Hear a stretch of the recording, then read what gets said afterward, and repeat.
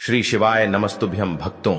साल 2025 में सावन का पवित्र महीना कब से शुरू हो रहा और इसमें कितने सोमवार पड़ेंगे, सावन की समाप्ति कब होगी और रक्षाबंधन कब है, सावन में व्रत का पालन कैसे करें, व्रत में कौन सी चीज नहीं खानी चाहिए, जाने संपूर्ण जानकारी आज के इस वीडियो में भक्तों। सावन का पवित्र महीना शिव भक्तों के लिए प्यार की सौगात लेकर आता है। यही वह महीना है जिसे हम प्यार का महीना कहते हैं। शिव भक्त बड़े जोर शोर से सावन के महीने का बड़ी ही बेसब्री से इंतजार करते हैं। सावन में भगवान शिव जी धरती पर आकर अपने हर भक्त के घर में वास करते हैं। सच्ची भक्ति करने पर धन धान्य से घर भर देते हैं। सावन का हर एक दिन बहुत ही शुभ माना जाता है। हर दिन पवित्र होता है। हर दिन भगवान शिव जी की पूजा की जाती है। लेकिन सावन सोमवार के व्रत की बात ही कुछ और होती है। तो भक्तों, अब जानते हैं सावन के इस पवित्र महीने में कितने सोमवार पढ़ेंगे और आपको कितने व्रत रखना है। दोस्तों, सावन का महीना इस साल 2025 में 11 जुलाई दिन शुक्रवार से शुरू हो रहा है और भक्तों इस साल 4 सावन सोमवार के व्रत पड़ रहे हैं। भक्तों, इस बार सावन का पहला सोमवार व्रत 14 जुलाई को है और दूसरा सावन सोमवार का व्रत 21 जुलाई को, तीसरा सावन सोमवार का व्रत 28 जुलाई को, चौथा सावन सोमवार का व्रत 4 अगस्त को रखा जाएगा। ऐसे में इस बार 4 सावन सोमवार पढ़ेंगे। भक्तों, सावन के पवित्र महीने में भगवान शिव जी आपके घर में स्थायी रूप से वास करने वाले हैं। तो ऐसे में दिल खोलकर भगवान शिव जी की उपासना और भक्ति में लग जाए। दोस्तों, यह शुभ संयोग पूरे 140 सालों के बाद बना है। सावन का पहला सोमवार 14 जुलाई को पड़ेगा। इस दिन आप व्रत अवश्य रखें। भगवान भोलेनाथ जी आपकी सभी मनोकामनाएं अवश्य पूर्ण करेंगे।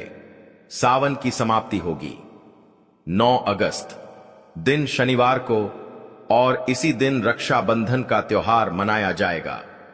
भक्तों, ऐसे में अब जान लेते हैं सावन के इस पवित्र महीने में कौन सी गलतियां नहीं करनी चाहिए जिससे कि भगवान शिव जी नाराज ना हो। और सावन व्रत में ये फल कभी मत खाना नहीं तो भगवान भोलेनाथ जी आपसे क्रोधित हो सकते हैं, आपका व्रत टूट सकता है। आइए जानते हैं कुछ ऐसे काम हैं जिन्हें भूल कर भी नहीं करना चाहिए। नंबर 1, शास्त्रों में बताया को उधार मांगकर फल आदि नहीं खाना चाहिए। इससे पाप लगता है और व्रत अधूरा रह जाता है। सोमवार का व्रत हो या कोई और व्रत में पड़ोसियों से मांगकर फल वगैरह खाना नहीं खाना चाहिए। व्रत में उधार मांगकर खाने से व्यक्ति का व्रत झूठा हो जाता है।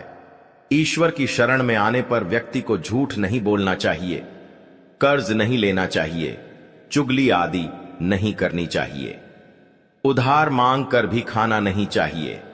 अगर व्रत के दौरान आपको कोई अपनी मर्जी से खाने के लिए कुछ देता है तो उसे आप खा सकते हैं, लेकिन व्रत में कम से कम उधार मांगकर फल आदि खाना नहीं चाहिए। इससे पाप लगता है और व्यक्ति की पवित्रता भंग हो जाती है। नंबर 2, सावन सोमवार का व्रत हो या सावन का व्रत, आपको नाशपाती नहीं खाना चाहिए। दरअसल इस फल का नाम नाशपाती यानी नाश करने वाला होता है, इसलिए इस फल को व्रत में नहीं खाना चाहिए। व्रत आदि को छोड़कर किसी हर दिन आप इसे खा सकते हैं, लेकिन जिस दिन आपका व्रत हो उस दिन नाशपाती का सेवन बिल्कुल नहीं करना चाहिए और भगवान को भी नाशपाती नहीं चढ़ाना चाहिए। नंबर 3, कुत्तू या सिंघाड़े का आटा खाने से भी आपका व्रत टूट सकता है। दोस्तों, लंबे समय से रखा हुआ आटा आपका व्रत भंग कर सकता है। दरअसल पुराने आटे में घुन कीड़े पड़ जाते हैं जो ठीक तरह से दिखाई भी नहीं देते। ऐसा आटा खाने पर दरअसल आप मांस का सेवन करते हैं और व्रत में कीड़े खाना घर पाप के बराबर माना गया है। आपका व्रत इससे भांग हो जाता है। व्रत में ताजा आटा खाना चाहिए, लंबे समय से रखें। हुए आटे में कीड़े पड़ जाते हैं तो ऐसा कभी ना करें। व्रत हमेशा शुद्धता में ही रखना चाहिए। सावन का महीना बड़ा ही पवित्र महीना माना गया है, इसलिए यह 5 चीज भगवान शिव जी के पास कभी ना रखें। जानते हैं उनके बारे में। नंबर 1, जहां शिवलिंग रखा हो या महादेव जीव की कोई भी प्रतिमा हो वहां पर भूल कर भी जूते चप्पल नहीं ले जाना चाहिए। जरा सोचिए, जब आपके कमरे में कोई चप्पल लेकर प्रवेश करता है तो आपको कितना क्रोध आता है। तो इसी कारण महादेव जी भी आपसे नाराज हो जाते हैं और आपको मिलने वाला फल नष्ट हो जाता है। ऐसे में हमेशा मंदिर में नंगे पांव ही प्रवेश करें, क्योंकि चमड़े की चप्पल हमेशा अशुद्ध रहती है। इससे भगवान शिव जी नाराज होते हैं। नंबर 2, अक्सर महिलाओं को मासिक धर्म आ जाता है और वह बिना किसी को बताए पूजा पाठ कर लेती है, जो कि शास्त्रों में वर्जित माना गया है। इस समय महिलाओं को जानकर भी अनजान नहीं बनना चाहिए। अगर आपको मासिक पीड़ा है तो घर के मंदिर में या बाहर के मंदिर में प्रवेश नहीं करना चाहिए। इससे देवी शक्तियां नाराज होकर आपसे क्रोधित हो सकती हैं। ऐसे समय में शिवलिंग को चुना घोर पाप के बराबर माना गया है। जरा सोचिए, ऐसी अवस्था में जब खुद महिला को बुरा लगता है तो ईश्वर को कितना बुरा लगेगा। इसीलिए महिलाओं को ऐसी अवस्था में मंदिर या यात्रा में जाना, घर में पूजा पाठ करना, भगवान की प्रतिमा को छूना या तुलसी में पानी भी नहीं डालना चाहिए। तुलसी का पौधा भी इससे सूख जाता है। जब देवी शक्तियां नाराज होती हैं तो लाजमी है कि घर में कंगाली और गरीबी आने लगती है, लड़ाई झगड़ा होने लगता है, तो ऐसा कभी मत करना। नंबर 3, शास्त्रों में बताया गया है कि जहां होता है शिवलिंग, वहां पर सभी देवी शक्तियां सक्रिय रहती हैं। जिसके घर में शिवलिंग होता है वह व्यक्ति महादेव जी की कृपा सदैव बनी रहती है। वास्तुशास्त्र के अनुसार शिवलिंग से हर वक्त ऊर्जा का संचार होता रहता है। इसलिए शिवलिंग पर जलधारा हमेशा होनी चाहिए, जो ऊर्जा को शांत रखती है। कुछ लोग अपने घर में शिवलिंग तो रख लेते हैं, लेकिन वह कभी हफ्ते में एक बार जल चढ़ते हैं, जो कि बिल्कुल भी अच्छा नहीं माना जाता है। अगर आप जल नहीं चढ़ा सकते तो आप अपने घर में शिवलिंग कभी स्थापित ना करें। ऐसा गरुड़ पुराण में बताया गया है। इससे उल्टा घर में विनाश होता है। नंबर 4, शास्त्रों में बताया गया है कि तुलसी और महादेव का बेर माना गया है। इसी कारण तुलसी में शिवलिंग और भगवान गणेश जी की प्रतिमा को नहीं रखा जाता। कई लोग जाने अनजाने में शिवलिंग को तुलसी में रख देते हैं और घर में परेशानी आना शुरू हो जाती है। इससे महाशक्तियां क्रोधित हो जाती है, तो शिवलिंग पर तुलसी पत्र भी नहीं चढ़ाना चाहिए। तुलसी में और शिवलिंग में कुछ दूरी होनी चाहिए। नंबर 5, घर का मंदिर हो या बाहर का मंदिर, किसी भी मंदिर में ऐसे व्यक्ति को प्रवेश नहीं करना चाहिए जिसने स्त्री प्रसंग अर्थात संभोग किया हो या उसने मांस खाया हो। अगर आप शारीरिक रूप से गंदे हैं तो मंदिर के आसपास भी नहीं जाना चाहिए। घर के बने मंदिर पर कोई कपड़ा आदि डाल देना चाहिए। जरा आप ही सोचिए कि आप मांस खाकर या स्त्री के साथ शारीरिक संबंध बनाकर भगवान के पास जाएंगे, और क्या वह आपसे प्रश्न होंगे? बिल्कुल भी नहीं। वह आपसे क्रोधित हो सकते हैं, आपसे नाराज हो जाएंगे। शास्त्रों में इसे गौर पाप माना गया है। इससे व्यक्ति नरक में जाता है। ऐसा दुष्ट स्वभाव मनुष्य के बर्बादी का कारण माना गया है, तो ऐसा बिल्कुल ना करें। ईश्वर के सामने हमेशा नहा धोकर मन पवित्र लेकर ही जाना चाहिए। इससे सभी शक्तियां आपसे प्रश्न रहती हैं। दोस्तों, सावन के पवित्र महीने में महादेव जी को ऐसे बेलपत्र कभी मत चढ़ाना। इसे बहुत ही अशुभ माना जाता है। दोस्तों, पौराणिक मान्यताओं के अनुसार बेलपत्र चढ़ाने से भगवान शिव जी का मस्तक शीतल रहता है। बेलपत्र से भगवान शिवा की पूजा करने से दरिद्रता दूर होती है, व्यक्ति सौभाग्यशाली बनता है। इससे भगवान हनुमान जी भी प्रश्न हो जाते हैं, क्योंकि वह भगवान शिव जी के ही अवतार हैं और इस बात को शायद ही कोई जानता हो। दोस्तों, अब आप यह जान लें कि बेलपत्र का उपयोग और इसके लाभ कैसे मिलते हैं। नंबर 8, तीनों लोकों में जितने तीर्थ स्थल प्रसिद्ध हैं, वे सभी तीर्थ स्थल बेलपत्र की मूल भाग में स्थित माने जाते हैं। इस बात को शायद ही कोई जानता हो। नंबर 2, अगर बेल का वृक्ष घर के बीचों बीच या पूर्व दिशा में लगा हो तो घर में धन धान्य की कभी कमी नहीं रहती और परिजन खुशहाल रहते हैं।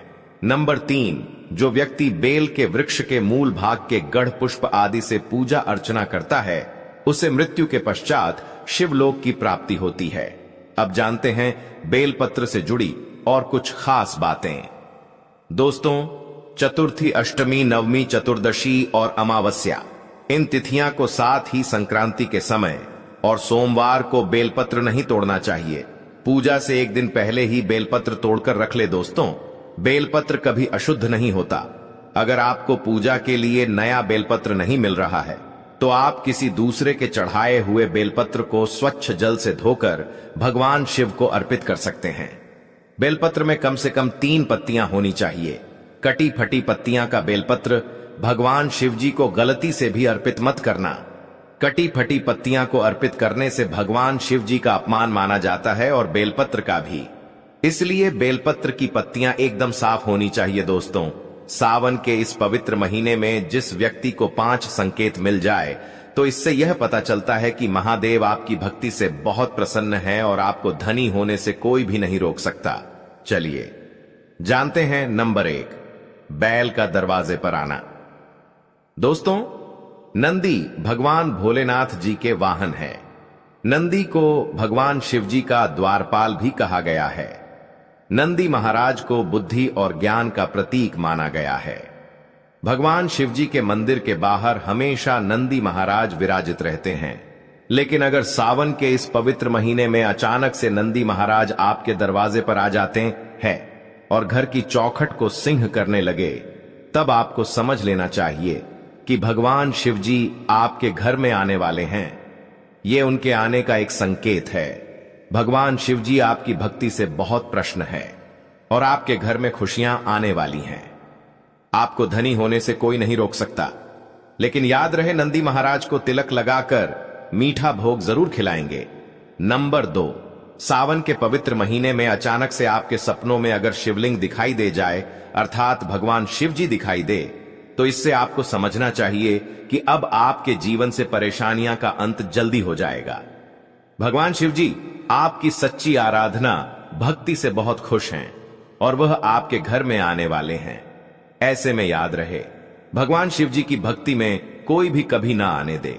घर को गंदा ना रखें, क्योंकि आपके घर में भगवान शिव जी पधारने वाले हैं। नंबर 3, शास्त्रों के अनुसार माना गया है कि नीलकंठ पक्षी भगवान शिव जी का प्रतीक है। अगर आपके घर में सावन के महीने में नीलकंठ छत पर आकर बैठ जाए तो उसे भूल कर भी मत भगाना, क्योंकि यह भगवान शिव जी का प्रतीक माना गया है। ऐसे में आपको खुश हो जाना चाहिए, क्योंकि भगवान शिव जी आपकी भक्ति से बहुत खुश हैं। शास्त्रों में बताया गया है कि नीलकंठ अगर मनुष्य के घर पर आकर बैठ जाए तो यह घर में साक्षात महादेव जी के आने का संकेत है। अब आपके बुरे दिन जाने वाले हैं। कहते हैं भगवान श्री राम ने इस पक्षी के दर्शन करने के बाद ही रावण पर विजय प्राप्त की थी।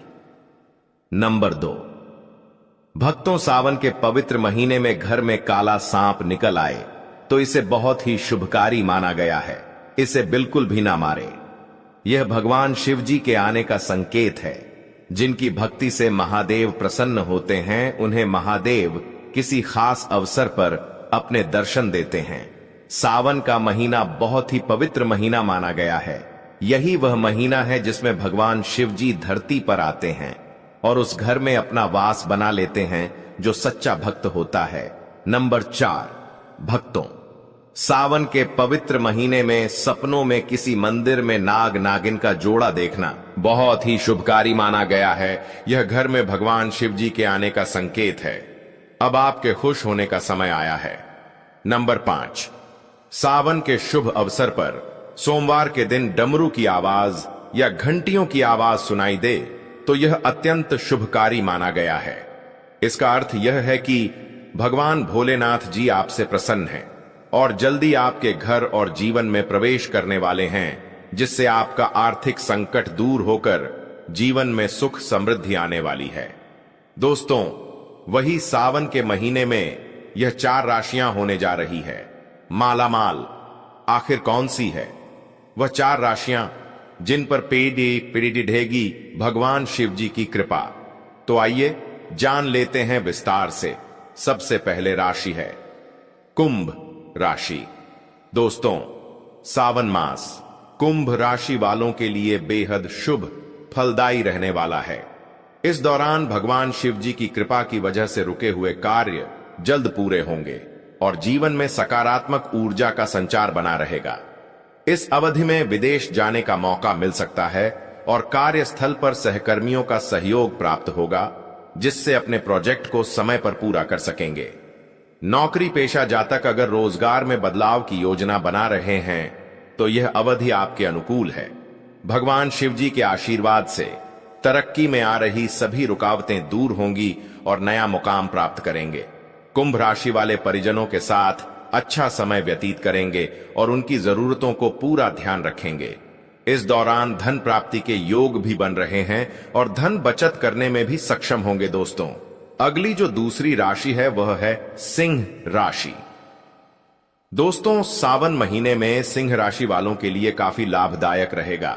इस दौरान भगवान शिव जी कृपा से सभी कार्यों को समय रहते पूर्ण करेंगे और बच्चों की उन्नति के लिए अच्छा फैसला लेने में सक्षम होंगे। छात्रों को पढ़ाई लिखाई में अच्छे अवसर प्राप्त होंगे और अगर किसी सरकारी प्रतियोगी परीक्षा की तैयारी कर रहे हैं तो शुभ परिणाम की प्राप्ति हो सकती है। भगवान शिव जी की वजह से सिंह राशि वालों के लिए उत्तम धन लाभ के योग बन रहे हैं और संपत्ति से भी लाभ मिल सकता है।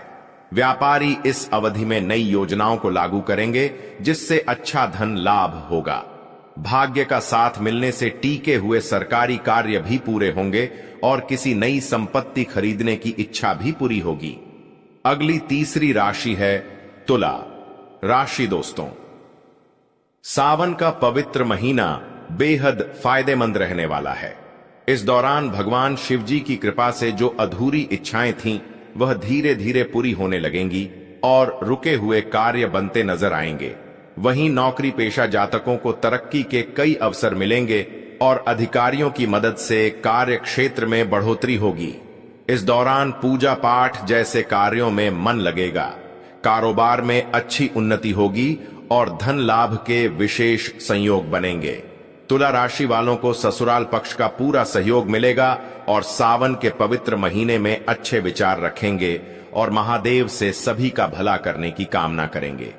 सावन मास में तुला राशि वालों के मित्र मदद के लिए तैयार रहेंगे, जिसकी वजह से आपके कई कार्य पूरे होंगे। तुला राशि वालों के बच्चे भी उन्नति करेंगे, जिससे मन प्रसन्न रहेगा और परिवार में सुख समृद्धि बनी रहेगी। अगली राशि है मकर राशि। दोस्तों, सावन मास में मकर राशि वाले भगवान शिव जी की कृपा से जीवन में सकारात्मकता की वृद्धि का अनुभव करेंगे।